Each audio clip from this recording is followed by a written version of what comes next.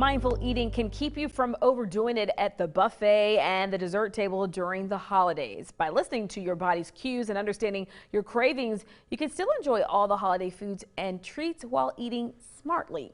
This morning, we welcome Austin Brooks, a project coordinator for the Virginia Cooperative Extension, back to Living Local to tell us more about mindful eating. Good to see you again. Thanks for joining us.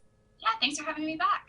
So we often try to save calories by skipping meals, but this isn't the best way to manage our calorie counts. Why so, and what's a better alternative?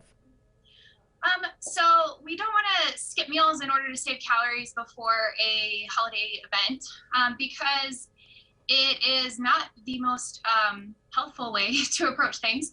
And having that kind of extra hunger from not nourishing yourself properly throughout the day can probably lead to making worse choices than you would have otherwise. So it's absolutely feasible to incorporate some of those favorite treats that you might be looking forward to at a holiday celebration without changing the way you normally eat day to day. Yeah, because I can tell you, myself included, I know tons of people who said, I haven't eaten all day just so I can fill up tonight on that big, good old whatever holiday meal. So you're saying big no, you shouldn't do that.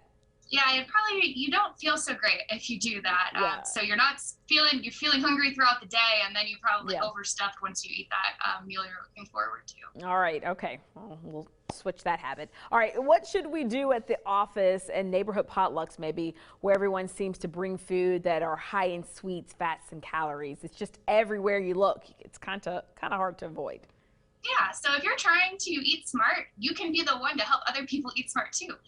So what I definitely recommend is if you are attending a potluck or something where people are bringing different food options, to choose what you're bringing to meet the needs that you have, with your own eating preferences. So if you're trying to eat more fruits and vegetables, bring something that has more fruits and vegetables in it.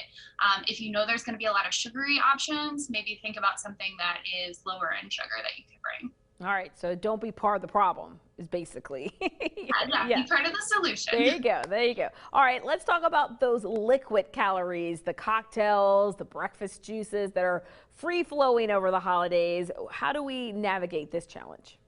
Yeah, so liquid calories are not nearly as filling as if you eat the same amount of calories, so you're not going to be as satisfied from that. And they tend to be higher in sugar or even alcohol, which can, impact the quality of your diet.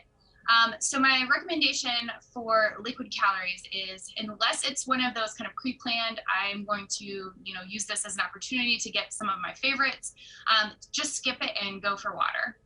Ooh, okay, that was hard to hear. All right, so good advice. That's why you're here. Absolutely. Okay. Now, I know a big complaint is that once we indulge in those unhealthy holiday foods, it's hard to stop, and we just keep indulging for the rest of the week. In some cases, maybe the rest of the month. What do you recommend? Yeah, so getting back to that more mindful approach that we talked about last week, thinking about what is worth it for you. So what are those indulgences, those treats that you really look forward to that, it wouldn't be a holiday season without, and enjoy those. But then the rest of the time, you really want to try to balance out those indulgences with a general healthy approach to the rest of your meals. And like you mentioned, if a lot of times we kind of have this mindset where if we indulge ourselves, then it's so much easier to continue to do that. So maybe you're a little bit more willing to do takeout for dinner instead of cook at home, or maybe you bring home some of those desserts from your potluck and then are enjoying those throughout the week. So like I said, balance is the name of the game here for the holiday season. And so we want to have our indulgences, enjoy them, and then get back to our normal everyday eating. Yeah, absolutely. Best tip I'd say is just get rid of it. Don't bring it home or give it to a neighbor. But yeah, just don't have it in the house. That's less temptation. For those of us, it's kind of hard to have willpower. Well, Austin, once again, this has been so helpful and definitely something we all need to keep in mind as we get into this time of the year, already in this time of the year where so many temptations are lurking around us. So thank you so much for helping us today once again. Yeah, thanks for having me.